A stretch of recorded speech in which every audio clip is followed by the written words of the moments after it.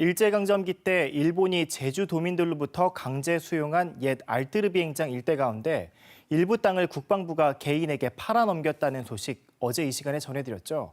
알뜨르 비행장 일대를 돌려달라는 제주도의 오랜 염원을 군사적 중요성을 이유로 거부하는 국방부의 명분도 약해질 것으로 보입니다.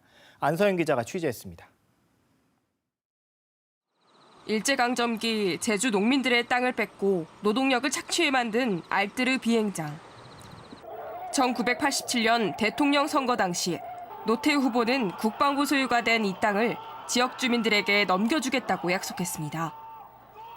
하지만 땅을 되찾을 수 있을 거란 기대도 잠시, 되려 군사기지 건설 움직임이 일면서 공약은 물거품이 됐습니다. 그로부터 20년 뒤 제주도는 알뜨르 비행장 일대를 평화대공원으로 조성하겠다는 계획을 수립하고 국방부에 무상양해를 요청했습니다. 제주 해군기지 건설 과정에서 국방부가 지역 발전을 위한 제주도의 부지 사용에 협약하면서 파란불이 들어오는 듯했습니다. 하지만 대체 부지 제공을 조건으로 내걸면서 말뿐인 협약에 그쳤습니다. 2017년 문재인 대통령 후보는 제주도 수건 사업을 들어주겠다며 무상 양효와 공원 조성을 약속했지만 4년이 넘도록 진척이 없는 상황입니다. 원토지주의 후손인 도민들은 여전히 국방부에 임대료를 내고 농사짓는 처지입니다. 되돌아오는 혜택도 없고 또 국방부 땅을 우리한테 세금을 받아가지고 이제 우리는 세금을 내가지고 사용하고 있죠. 그런데 국방부가 이 일대 땅 일부를 외지인에게 팔았다는 사실이 KBS 취재로 확인된 겁니다. 취재진은 국회를 통해 국방부 측에 토지 매각 사유를 물었습니다. 국방부는 근거 자료가 존재하지 않아 경위 파악이 어렵다면서도 국유재산은 법에 따라 수의 매각이 가능하다고 답했습니다.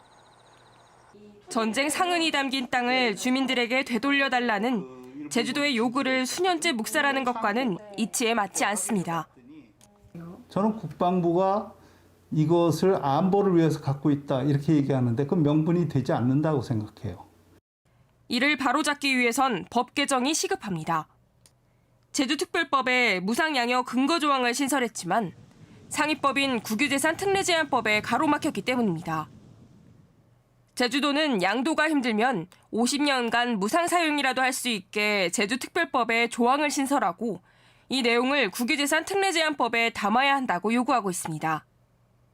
지난 5월 개정안이 발의된 이유입니다. 국방부가 이제 민간에 매각한 것은 대단히 부적절한 행위라고 생각합니다. 그런 일이 없도록 관련 법안 통과를 빨리 해서 평화대공원으로 유지될 수 있게끔. 해방 이후 4.3 사건에 한국 전쟁까지 겪으며 빼앗긴 땅을 돌려달라 말조차 꺼내보지 못한 제주 도민들. 제주도는 아픈 역사를 잊지 않기 위해 이 일대를 평화유산으로 승화시키겠다는 계획인데요. 일부 아픈 역사가 외지인에게 팔리면서 도민들의 상처는 여전히 아물지 못하고 있습니다. KBS 뉴스 안서연입니다.